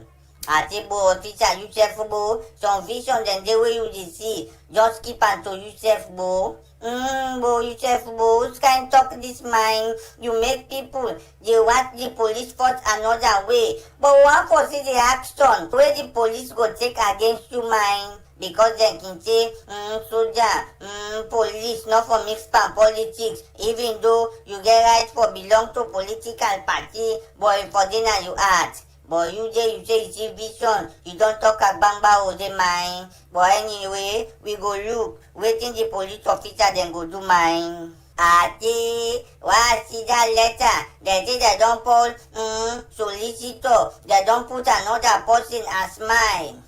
Ati by then they are go. Wait for the sea. Now outside the people they name the way they call where they give bad name for don't go na corner. Now to that boy within you host your office, they say na the lawyer for that boy day. Somebody they go live, tell you say how that boy they get letter or get document where the shooting na that boy they sign within a state host. But outside bo, up till now we not see nothing. Before that we did see the other side, you the second pull. Even though you get the power mind, but anyway, now you discretion. Abadi Road, they don't pass 1 week with that traffic light they off. Uncle Ford, now you mean go car traffic light we no get camera mine.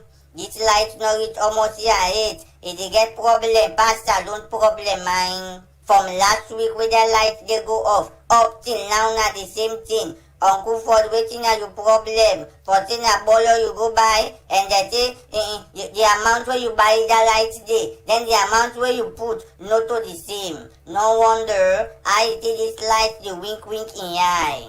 Ati 12 years somebody did jail and no get trial. Na salon no more you go see am. Oh no, they do no say the justice sector they do well mine. I say JC, but you self bo.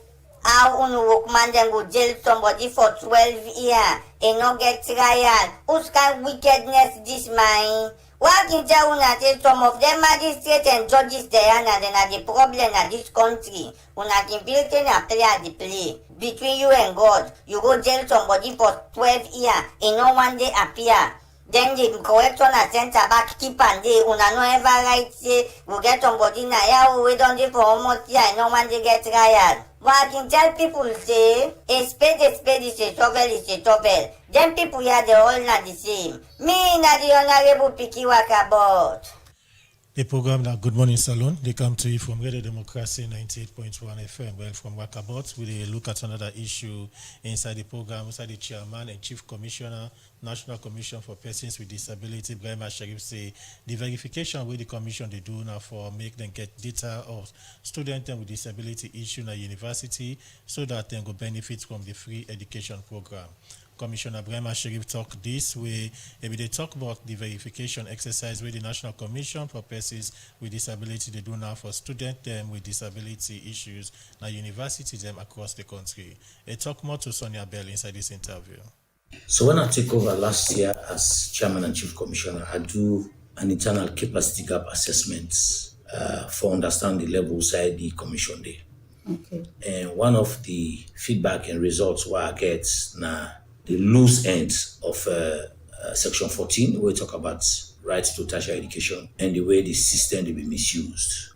This now government resources where they go for support students with disabilities. We want to make sure say government resources not be wasted, and we serve and the capacity for make sure say people for benefit from that provision inside the Act be people who don't have people with disabilities. So take two major decisions at management level. One, now that we go do verification and validation of students, now the institutions. Okay. And then two, for now just the Chairman and Chief Commissioner will sign any letter we get for those validating students to the institutions. So now that make early this year, we start the first phase, and then we now have a look at commerce, and then EBK University. Okay, so we decided we don't cover the university, we don't cover. What's not the experience during the verification exercise? Very good. It can be an opportunity for listening to other things apart from just the issue of benefit. For instance, students raise the issues about extra charges where they pay in our college, graduation fees where they pay in our college, but some of them generally the challenges where they get for actually pay transport for go college. And sometimes we also listen to students then we also talk about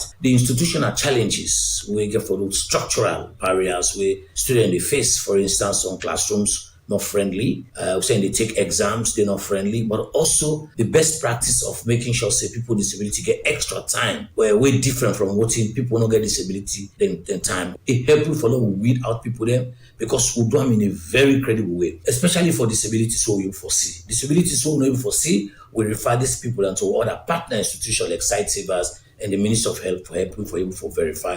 So it was a good exercise. Okay, so it's not the way forward now for the challenger way you don't mention for so as commission for address the challenger. Well, once I listen to the challenge that I go back to the Act for look at the provisions of the Act and see what we need for. The unfortunate thing is that the 2011 Act not been get a regulation because a regulation now they explain some of them detailed provisions there. For example, a regulation for explain what free tertiary education mean. Maybe you talk about tuition, extra charge, graduation fees, but did it. So one of the things they begin looking at that now they can review the Persons with Disability Act, we get a bill already. We don't only push for make sure so when once we get that as a law, we get a regulation where it's very clear. But we also work with the Ministry of Tertiary and Higher Education where most of the times when they support we would cover letters for say how students can graduate from the institution if they get for pay some of them fear. But we also do awareness raising to students for understand say why is that gap there and we not get any law to cover that gap there. Let students also be ready for make sure say them foot some of them bill there. And the commission they try to look at the opportunity. If we able to get money from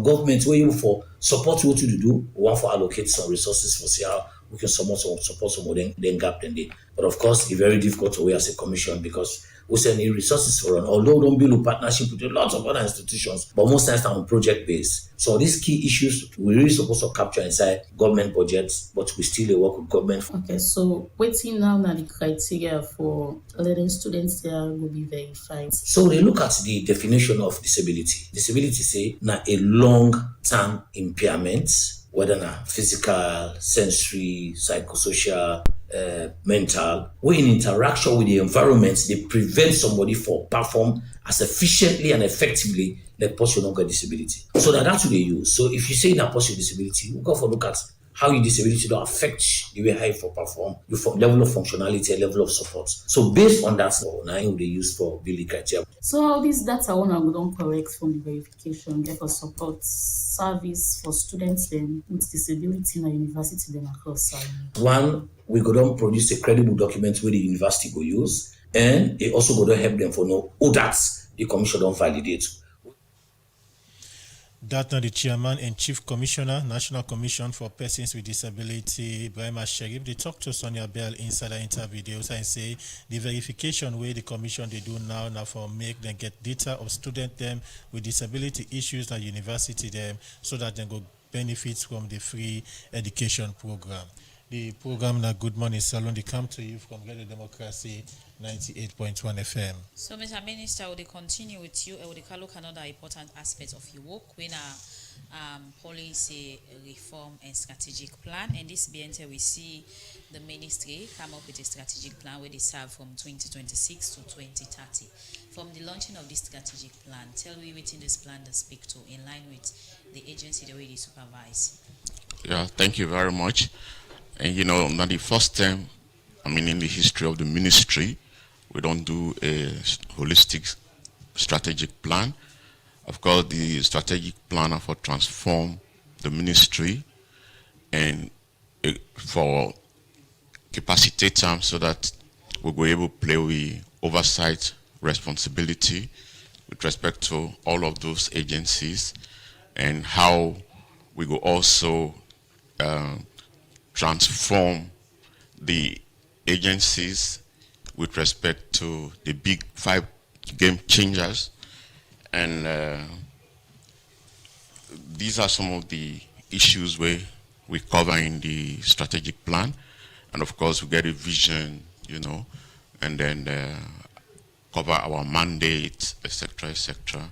So you can highlight some of the key objective of the strategic plan, how we get for work? Yeah, definitely. We look at partnership with respect to other agencies, international partners, how they get for capacitate not only the ministry but also the agencies as well. So this strategic plan cover all the agencies they supervise? Definitely. Okay, and it speak in line with the mandate because let the strategic plan not just fit your own ministry, but we come to the mandate of the other agency that are not aligned with them. It is aligned because we work together with them and we make sure that their strategies, objectives are incorporated in our strategic plan. This strategic look plan, at the IT, human resources, etc., etc. So, Mr. Minister, this strategic plan where they talk about, they cover all the agencies and where they under your ministry? Yeah, definitely. Let me look at the issue or the one particular agency, the National Drug Law Enforcement Agency. This agency there for fight against drugs business in the country. But if you go another agency, one of the challenge where they facing are the issue of mobility for able to go different places them in terms of for get access to certain things. So we get the head of that agency that one of the things we mentioned say not only one vehicle the agency gets for fight against drugs in the country. Yeah, well, that now one of the reasons why we do this strategic plan so that we will provide them the necessary capacity and also look at their various capabilities for letting them able to deliver. And as I say, in that plan, we also the partner and work with other institutions, both national and international. Like I don't engage the UNODC. Recently, I get a letter from them. We don't want to engage and see how they will work for capacitate the NDLA also. So, and go ahead, please. Yeah, the NDLA itself, they get their own strategic plan. Like we say, we align that one with our own plan. They not recently launched their website and also do regulations for rehabilitation centers, So we're thinking for the means of raising fund for make sure say the strategic plan speak to reality. They cover plenty agency. Just like when you start, you say your portfolio full up. Waiting don't be your immediate partnership with any UN body or other agency there for ensure say this is a strategic planning document. But if you not get what it takes, especially the funding, it will just be like a waste of a strategic plan. Yeah. Well, in the first place, invite them to the launching of the plan, and they are aware of it. And we've started some engagement. On Tuesday, I engaged the Chinese ambassador. We had a working dinner, and one of the things we discussed now the strategic plan, and they have shown some commitment to support it. I will be also contacting the EU and some other embassies, Western embassies, and other international partners.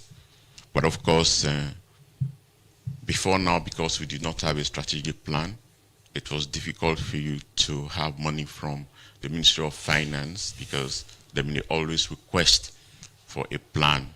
But now we have a plan, and we're also sure that this year, when we do our budget, we'll get some money from the Ministry of Finance to be able to deliver on our plan and implement a strategic plan. The plan is from 2026 to 2030. Now we are in 20. You know, begin speaking to the reality. And of course, we don't start. We look at some of the low-hanging fruits in the strategy, like the transformation of the ministry and also the IT. Now we have a database, and so it really has started already. Okay, continue for the with inside the program. Minister of Internal Affairs, AIG, retired Moilengo. Inside the program now, we take the second set of messages I don't send. This one I will take from we YouTube channel from Supercaps for the Kabadi. Say Mr. Lengo is a man with wealth of experience about security administration and law enforcement activities. But the manner at which drugs abuse related matters are on the increase is too alarming, especially the one that has to do with Skush, ecstasy, tramadol that is damaging our youth. What is the plan, Mr. Minister, to tackle the problems of drugs? This one from 077981981 say, please ask the minister about the status of Kisi Barracks. Let him clarify if he was the one who authorized the sales of the barracks. This one again from our YouTube page. This person they say, Mr. Minister, the police are not off the booking. Rather, they are the one doing it, and they are collecting money from people for no reason. I think whatever information they are giving you daily, you should go beyond that to know the actual happenings of the work of police in different communities. This one from the Facebook page, they say, good morning, Mr. Presenter. To be honest, it's really unfortunate and miscalculated statement made by the minister that the police are often booking, rather it's Tricycle or Keke Riders Union that are collecting that booking as means of maintenance for the Keke Riders Union. I view this act of him being not truthful and lack the moral fortify that as a nation we expect of him. This one from Omar Jallo say, the issue about the booking are be done by drivers union and not the police raises serious concern. If that is the case, then it suggests that police officers are merely enforcing or supervising actions carried out on behalf of drivers union. The bookings are at the parks are done by drivers union, but along with the Sierra Leone police. This one say, I am surprised to hear from the Interior Minister of not knowing the massive drivers booking which citizens cry over. Increased transportation fares. We should be honest to serve this nation as it pays yourselves. This other message from Rashid, they say, Mr. Minister, why are they charging double foreign nationals in the country?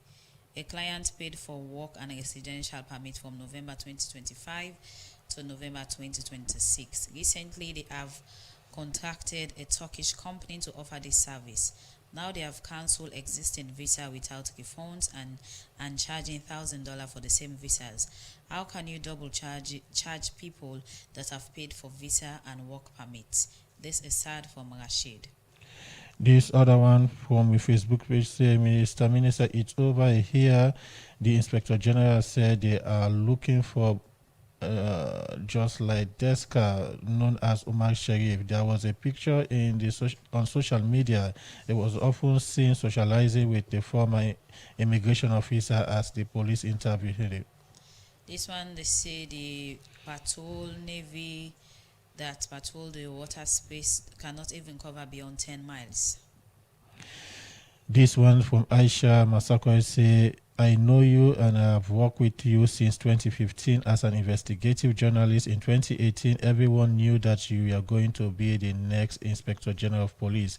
But due to your age and reaching 60 years, you voluntarily stepped aside out of respect for the law and the Police Act. When IG Fayaselu was appointed as IG, it changed many laws that forced good and useful police officers to retirement. Now, both the IG and Deputy IG are over 62 years. For Mark 10 on New England Village, Mr. Minister, are you aware that police are not in any way giving clearance or granting individuals organization for a peaceful demonstration? This one from Lamin Magana on Facebook page say, Mr. Minister, it will be really appropriate to provide mini fire extinguishers for many communities and educate the community youth members on how to use them. Okay, from their message, they come over to a studio guest for response. Mr. Minister, please. Thank you very much. And I want to say thanks to all the testers. The issue of booking, I think it's so persistent. I would suggest that when I really call the drivers union, the keke, and also the police here, for letting them really address this issue to the nation, because it's really very important.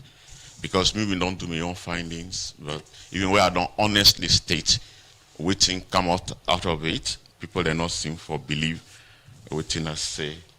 And the issue of Kush, we all know there was a crisis. And NDLA government came, we declared the state of emergency after that.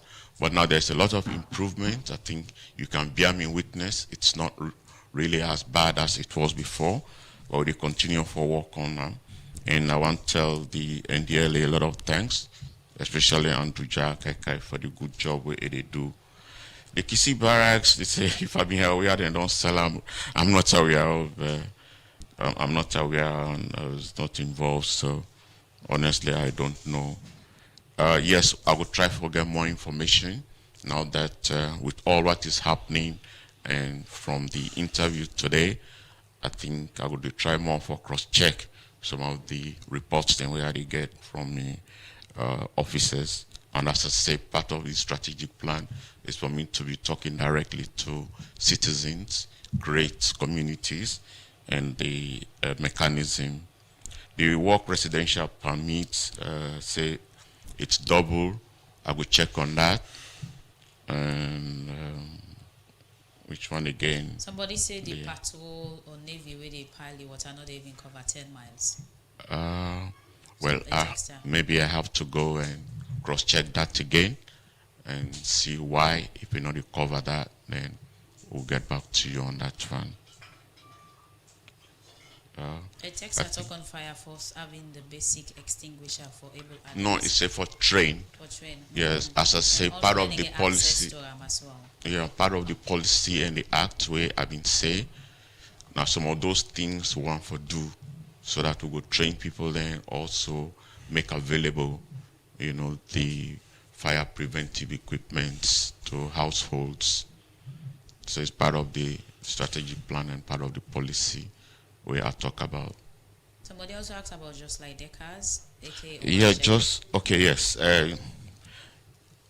When I come, one of the things I talked to IG about when the issue happened, I know I was not appointed then. Guess what he will say? He was looking for him and he's not available. But one thing I will say about that really, because in Ghana, I was also asked about this issue. When the Netherlands being sea, just like I really don't even know how to call his name, but they said Omar Sharif, instead of contacting the security services, the issue was just alarmed. And like any other person, I go left sit down, I don't talk about me, I'm not going to go underground. So he went underground, and I think he's not being traced up to now. Went so. Underground, you mean you hide. Nasalonia? Well, of course, from here, then you don't go anywhere. So meaning because you see, Salon? when I've been there, well, let's say, because the police been saying Omar Sharif, not so, that person where let me see. Because he may come as Omar Sharif, the police not been known as just like Dakar. Mr. Minister, let's get something clear. Yeah. Because we don't get different representatives from government where they say they're not aware of Omar Sharif come na salon. But should they make them clear say Omar Sharif with a salon? No, now from what you say, you remember how you said the police then sit and they investigate. And when we take over, and that was what I was told, and you said the posse where them see in that video clip, now Omar Sharif. The salon. What they see in the clip. Which clip? Oh, the clip where they go around where they say you go to church or which clip and which people are video with? Where they say you go to church with H.E. na Bont or so. Then Omar Sharif we go with the first lady and the president na Bont. Well, that they say that Omar Sharif, the one we've been doing the picture. What do you say? I mean, no, because I know Sabian one day I not meet her, so I really don't know him. But what they say is that when I've been in our police, we did a lot of such work with the American embassy and others. Okay. When they identify somebody, then they come to we quietly, then tell we, and then we can now work with them, we get the person.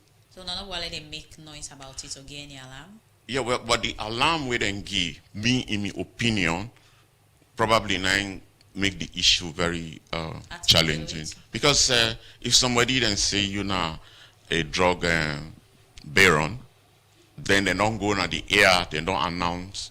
I mean, what you go do? You go sit down there and can only you not go underground. Because the U.S. security meet on personally, it not make much effort for. Well, I'm not gonna say because they don't meet with personally because, as I say, I was not in governance at the time, but I say the time where I've been there as police officer, that was what we used to do. Okay, Mr. Minister, quick one. Somebody sent a text message. It talk about the IG and the deputy IG that they're over 60 years. Yeah. IG appointment comes from His Excellency the President.